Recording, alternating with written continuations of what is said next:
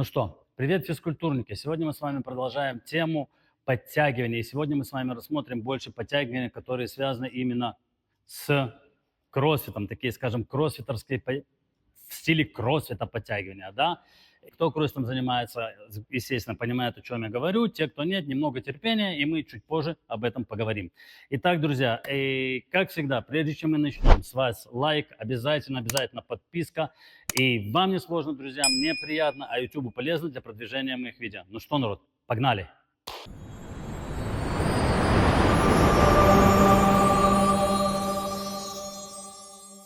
Итак, друзья, о чем же я говорю? Начнем с того, что для того, чтобы научиться подтягиваться именно... То есть, давайте так, для чего нужны вот эти все варианты в кроссфите разного типа, которыми мы подтягиваемся? Они нужны для одной простой вещи, для скорости. То есть, во-первых, оно хорошо отрабатывает выносливость, человек, который может в киппинге или в парпаре подтянуться там раз 30-40 без остановки, поверьте, выносливость у человека этого на хорошем уровне, окей? А профессионалы, я думаю, таки больше могут подтягиваться. Понятно, что есть всякие там люди, занимающиеся калистеникой 100 лет, они могут и, может быть, стрикт подтягивания сделать те же 30-40 раз. Я не спорю, все нормально. Но они скорее, и там тоже как бы выносливость будет на очень хорошем и высоком уровне. Это все понятно, это все правильно.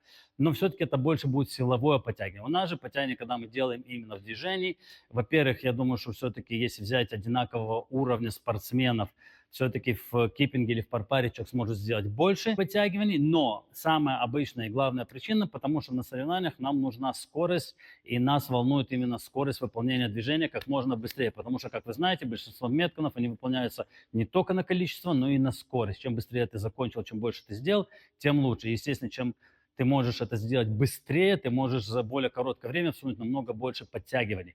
Окей? Поэтому у нас есть всякие вот такие вот примочки к нашим подтягиваниям, а не только строгие. Строгие мы в основном используем, я думаю, только вот именно как для силовых вариаций, то есть именно как для силового тренинга. Итак, друзья, прежде чем научиться делать хотя бы какие-то из этих вариантов, киппинг и парпар там и все такое, надо научиться делать одну простую вещь, называется keep swing. Окей, он делается на перекладе, но для того, чтобы научиться его делать, его надо научиться делать на полу. Это когда вы учитесь делать hollow в arch. Те, кто об этом не знает что-то, обязательно посмотрите, у меня есть видео про это, можете глянуть. Там я рассказываю, как делать hollow arch, и, по-моему, даже там затрагиваю уже и немного его и на перекладине. Обязательно посмотрите, чтобы понять. Но сегодня я вам просто покажу, как он выполняется. Выполняется он, друзья, следующим образом. Мы должны висеть на перекладине, мы двигаемся, наше тело должно быть расслаблено, мы двигаемся плечами вперед и назад, для того, чтобы у нас было в арч, грудь впереди, голу, грудь сзади, напрягается живот, когда мы уходим в голу, напрягается спина, когда мы уходим в арч. То есть выполняется, друзья, это все следующим образом. Повисли на перекладине, да, и делаем арч, голову, арч, голову. Можно медленно, можно более быстро, каждый как он может. Можно сделать мамаш, арч, голову, арч, слегка, извиняюсь, арч, голову, да, можно отрабатывать более быстро. Но заметьте, двигаются только плечи, ноги расслаблены, напрягается пресс, когда я ухожу вперед, и спина, когда я ухожу назад. Итак, друзья, как я сказал, это упражнение начинается тренироваться на полу. Если вы хотите научиться его правильно, хорошо делать, идите на пол. Идите на пол. Заметьте, не куда-то в другое место, на пол. Это первое упражнение. Следующее упражнение, которое мы с вами рассмотрим, называется киппинг. То есть у нас есть, в общем-то, два типа подтягивания. Да? Есть киппинг, есть парпар. Киппинг – это такое первоначальное. В самом начале, когда оно только появилось, было только оно в кроссфите. Парпар, я вам точно не скажу, когда он появился, но он появился намного позже, чем сам киппинг. Окей, вначале все подтягивались киппингом. На сегодняшний день киппинг используется как переходной вариант между этим и тем, потому что есть некоторые элементы похожие, например, тот же hollow arch, вот этот keep swing, да. Но, в общем-то, это такой вариант более простой. Обычно, если люди не соревнуются и, скажем, не хотят, неинтересно, или просто люди уже в возрасте, им тяжело делать парпар, подтягивание киппинг, оно намного проще, легче, и они используют больше его. Итак, как он выполняется? Друзья, мы не будем его рассматривать полностью и разделять на все части, Просто смотрим, как оно выполняется. Выполняется оно следующим образом. Мы делаем арч, голову подтянулись, оттолкнулись назад, упали. Подтянулись, оттолкнулись назад, упали. То есть мы находимся в висе. Арч, раскачка, голову, пошли назад. Тут мы начинаем тянуть себя руками вверх и подтягиваем вот в таком вот в полукруге. Подтягиваем к перекладине, вот тут уходим обратно в арч. Чуть-чуть такой арч, да, не совсем прямо прогиб. Больше ровно будете висеть. Здесь важно не просто упасть вниз, а оттолкнуться опять от перекладины оттолкнуться и при падении уйти обратно в голову, сделать натяжку груди арч и отсюда оттолкнуться, пойти опять. Перекладина, толчок назад. Окей? Это называется киппинг. Оно такое, скажем, оно полусиловое, такое выносливость. Потому что все-таки вот это вот тянуть, отталкиваться, надо работать. В парпаре в этом плане намного легче и проще. Ну, по крайней мере, я не знаю, как другим, но мне лично, да, по моему субъективному мнению, в парпаре в этом движении намного проще, и ты там более такой и подвижный, и более плавающий. Тут все-таки надо толкаться и тянуть постоянно руками, и из-за этого оно более такое все-таки более силовое чуть-чуть упражнение. Вот, то есть, друзья, еще раз мы повисли, да, мы делаем хат, раз, два. Раз, два. Окей, туда, обратно, туда, обратно. Это называется у нас скиппинг. Дальше, второй вариант, более продвинутый, парпар. Он намного быстрее выполняется. То есть в этом движении люди работают намного быстрее, чем в киппинге. Киппинг из-за того, что у него такое длинное движение, да, тебе надо подтянуться к перекладине, оттолкнуться, упасть, уйти вперед, ракачку, подтянуться опять. В парпаре такого нет. В парпаре ты просто подтянулся, упал. У тебя просто идут вот такие вот круговые движения. То есть ты подтянулся, даже не так, извиняюсь, то есть ты подтянулся, да, и уходя вот вперед, ты падаешь и сразу уходишь назад. Опять подтянулся и падаешь. То есть у тебя нет вот этого остановки, как в киппинге, тормознул, ушел, тун-тун, тормознул. Ты там, подтягиваясь, ты просто дошел до этого и уже сразу начинаешь падать и уходить назад. Уходить в арчу, голову. Окей, выполняется, друзья, следующим образом. Так, а ну брысь отсюда. Окей, мы запрыгнули на перекладину. Окей, тоже голову арч, без него это никак не получится. И в этом уже разговаривать чуть сложнее. Плюс у меня плечо болит. Сейчас попробую еще раз. Надеюсь, будет более понятно, да? То есть вот мы сделали олу арч.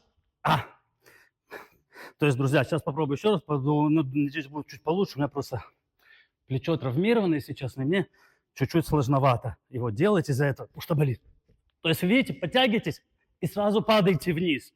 То есть ты как бы подтягиваешься вниз. То есть в этом упражнении даже больше, я бы сказал, задействованы ноги. То есть если ты хорошо, правильно подкидываешь ноги вверх, они тебя выкидывают уже наверх тела, и ты просто контролируешь руками движение и скорость падения. То есть ты не просто как... Хотя и в киппинге там ноги работают хорошо, но там все-таки руки больше хорошо, сильно работают. Здесь руки больше как направляющие. То есть ты ногами подкидываешь тело и уходишь постоянно вниз. То есть это называется парпар. Извиняюсь, если оно получилось немного кривовато, потому что действительно плечо травмировано и никак не проходит. Говорить и показывать всегда сложно. Одышка. Итак, парпар. Как я сказал, более быстрое упражнение. В основном используется уже людьми, которые либо умеют его делать, либо профессионалами. И обычно люди в более возрастные, им его, естественно, делать тяжело. Но разница, как я и сказал раньше, между киппингом и им, тем, что оно все-таки более быстрое. И, естественно, пульс поднимает намного быстрее, особенно когда у тебя в каком-то метке. Это было второе. В общем-то, у нас вот есть два таких упражнения. Но кроссфит не был бы кроссфитом, если бы и это упражнение не умудрился сделать более сложным. И что же они добавили, причем это есть и в киппинге, и в парпаре, это подтягивание до груди. То есть тут цель дотянуться до груди, коснуться грудью перекладины и упасть вниз. То есть это уже как бы, оно делается все то же самое, друзья, тут нету ничего нового, просто чтобы вы знали, что есть такое упражнение. Вот, но оно делается для чего? Для того, чтобы просто усложнить людям жизнь. Все. Я другой причины, если честно, не вижу. Смотрим. Итак, если мы говорим про киппинг, все то же самое, друзья. Вам просто надо вытянуться чуть более сильно вверх. И коснуться грудью и опуститься вниз. Окей? Коснулись, опустились, коснулись, опустились. Все то же самое.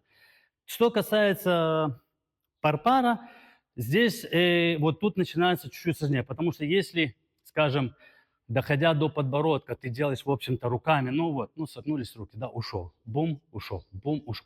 Тут надо тянуть, мамаш, то есть тут действительно надо, то есть вот это вот расстояние тебе еще надо дотянуть, то есть тут надо выталкивать тело выше и тянуть сильнее. И тут уже становится немножко сложноватее все, окей? Но, в общем-то, тоже можно делать. То есть мы подтянулись, делаем грудью вниз. Извиняюсь, сейчас микрофон сломаю. А.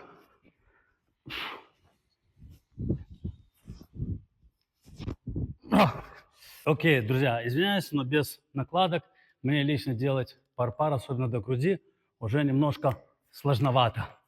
То есть руки совсем стираются. Итак, делается, как я сказал, все то же самое, только нам надо вытянуться намного сильнее и грудью коснуться вверх.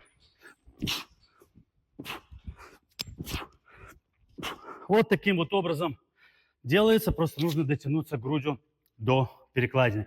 И тут уже реально включается силовая работа в подтягивании.